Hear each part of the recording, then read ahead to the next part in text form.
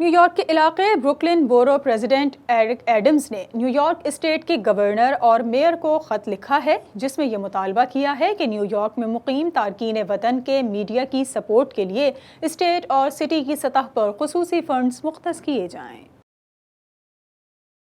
Eric Adams نے پاکستانی، بنگلہ دیشی، عرب، Indian اور مسلم کمیونٹیز سمیت دیگر امیگرینٹ کمیونٹیز کے نمائندوں سے ٹیلی پریس کانفرنس سے خطاب کرتے ہوئے کہا کہ بروکلن میں بڑی تعداد ایسے امیگرینٹس کی ہے جو انگلش سے زیادہ آبائی زبانوں کو زیادہ سمجھتے ہیں اور انہی زبانوں میں شائع اور نشر ہونے والے الیکٹرانک اور پرنٹ میڈیا کو فالو کر رہے ہیں۔ اس نازک وقت میں نیو یارک کی امیگرینٹ کمیونٹیز میں بڑھتی ہوئی کرونا وبا کے بارے میں آگاہی پیدا کرنے میں امیگرینٹ میڈیا اہم کردار ادا کر رہا ہے۔ کرونا کی وجہ سے جہاں امریکہ کے بڑے کاروباری ادارے شدید متاثر ہوئے ہیں، وہاں امیگرینٹ کمیونٹیز کے میڈیا کو بھی اب اپنی بقا کی جنگ لڑنا پڑ رہی ہے۔ اس لیے نیو یارک اسٹیٹ اور سٹی جہاں دوسرے کاروباری اداروں کی بقا کو یقینی بنانے کے لیے اپنے وسائل استعمال کر رہی ہے، وہاں سے امیگرینٹس میڈیا کی جانب بھی برابر توجہ دینی چاہیے۔ بورو پریزیڈنٹ ایڈمز نے بتایا کہ بروکلن بورو میں قائم کرونا ٹیسٹ کی واحد سائٹ کو محکمہ صحت کے بعض تقاضے پورے نہ ہونے کی وجہ سے بند کر دیا گیا ہے۔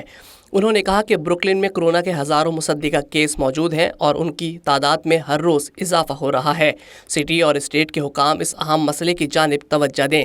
بورو پریزیڈنٹ نے امیگرینٹس میڈیا سے کہا کہ وہ نیو یارک کی امیگرینٹس کمیونٹی میں کرونا کی آگاہی کے حوالے سے اپنا کردار جاری رکھیں اور شہریوں کو حکومت کی جانب سے گھروں پر رہنے، حفظان صحت کے اصولوں کی سختی سے کاربندی سمیت دیگر گائیڈ لائن سے آگاہ کرتے رہیں۔ ایرک ایڈمز نے کہا کہ اس نازک وقت میں سب کو یکجا اور متحد ہو کر کرونا وائرس کے خلاف جنگ لڑنی ہے جو کہ بلا امتیاز ہر ایک کو اپنا نشانہ بنا رہا ہے۔ پریس کانفرنس سے council of people's organization New York کے محمد رضوی سمیت دیگر امیگرینٹس کمیونٹیز کے قائدین نے بھی خطاب کیا اور ایرک ایڈمز کی گورنر اور میئر کو خط لکھنے کے اقدام کو سراہتے ہوئے کہا کہ امیگرینٹس میڈیا امیگرینٹس کمیونٹی کا سرمایہ ہے جس کا موجودہ بحران ہر حال میں تحفظ کیا جائے گا۔